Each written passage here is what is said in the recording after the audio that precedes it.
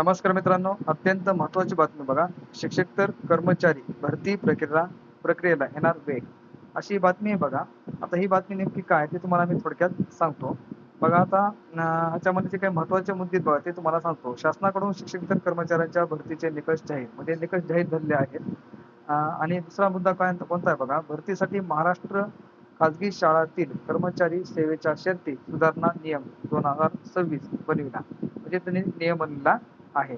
आता बघा याच्यामध्ये काय, राज्य शासनाने शिक्षकेतर कर्मचाऱ्यांची भरती करत असताना त्यांच्या पात्रतेमध्ये बदल करत उच्च शिक्षित कर्मचारी म्हणजे कर्मचारी कसे असले पाहिजे बघा, उच्च शिक्षित कर्मचारी मिळतील अशी व्यवस्था केली आहे. या निर्णयाचे स्वागतच आहे. परंतु गेल्या 21 वर्षापासून संबंधित कर्मचाऱ्यांची भरती काही ना काही कारणाने रखडलेली होती. त्यामध्ये आता कोणताही व्यत्यय न आणता संबंधित भरती प्रक्रिया वेगाने राबविणे गरजेचे आहे, असं कोण म्हणलं तर बघा, शिवाजी खांडेकर, सचिव, महाराष्ट्र राज्य माध्यमिक शाळा शिक्षकेतर संघटनेचे महामंडळ यांनी सांगितलेलं आहे. आता ही साधारणतः भरती किती आहे बघा, साधारणतः 30,000 पदांची भरती होऊ शकते. आता ह्या कोणकोणत्या विभागामध्ये भरती होईल तुम्हाला थोडक्यात सांगतो बघा. राज्यातील शाळांमध्ये राज्यातील शाळांमध्ये कनिष्ठ लिपिकांचे 27,695 पदे, वरिष्ठ लिपिकांची 4,912 पदे, मुख्य लिपिकांची 923 पदे असतील, तर ग्रंथपालाची 2,118 पदे, तर प्रयोगशाळा सहाय्यक 9वी ते 10वीच्या 4,685 पदे निर्माण होणार आहेत.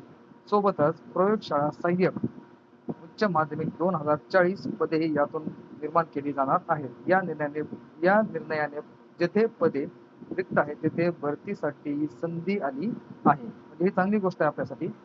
आता भरतीसाठीचे काही निकष आहेत बघा, काही नवीन त्यांनी निकष लावलेले आहेत. आता हे निकष काय आहेत बघा तुम्हाला थोडक्यात सांगतो. कनिष्ठ लिपिक विद्यापीठाची कोणत्याही शाखेतील पदवी किंवा शासनाने समतुल्य म्हणून घोषित केलेली इतर कोणतीही अर्हता आणि टंकलेखन किंवा संगणक टंकलेखनातील शासनाने अधिकृत केलेल्या सक्षम प्राधिकाऱ्याने दिलेली मराठी टंकनाची प्रति मिनिट 30 शब्द किंवा इंग्रजी टंकनाची प्रति मिनिट 40 शब्द या गतीचे प्रमाणपत्र म्हणजे तुमच्याकडे टायपिंगचं प्रमाणपत्र असलं पाहिजे.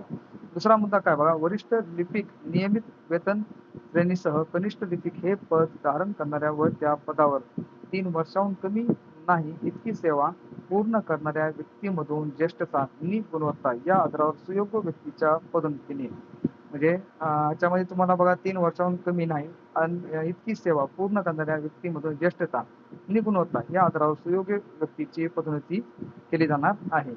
आता तिसरा मुद्दा बघा, प्रमुख लिपिक वरिष्ठ लिपिक हे पद धारण करणाऱ्या व या पदावर 3 वर्षांहून कमी नाही इतकी सेवा पूर्ण करणाऱ्या व्यक्तीमधून ज्येष्ठता आणि गुणवत्ता या आधारावर सुयोग्य व्यक्तीच्या पदोन्नतीने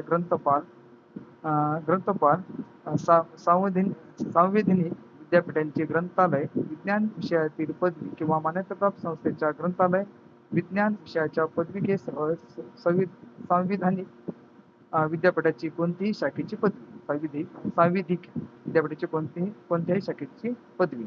आणि चौथा जे काय मुद्दा आहे बघा, प्रयोगशाळा सहाय्यक मान्यताप्राप्त परीक्षा मंडळातून इयत्ता 12वी विज्ञान उत्तीर्ण हे असलं पाहिजे तुमच्याकडं. आणि बघा जे शेवटचा मुद्दा आहे बघा, आणि शेवटचा मुद्दा काय म्हणते बघा, शिपाई मान्यताप्राप्त परीक्षा मंडळातून किमान 12वी उत्तीर्ण झालेल्या व्यक्तीमधून वेळोवेळी शासनाच्या मान्यतेने विभागाने विहित केलेल्या धोरणानुसार अनुकंपा तत्वावरील नियुक्ती अशी ही भरती होणार आहे बघा. आता ही भरती आपल्यासाठी एक म्हणजे आनंदाची बातमी आहे बघा.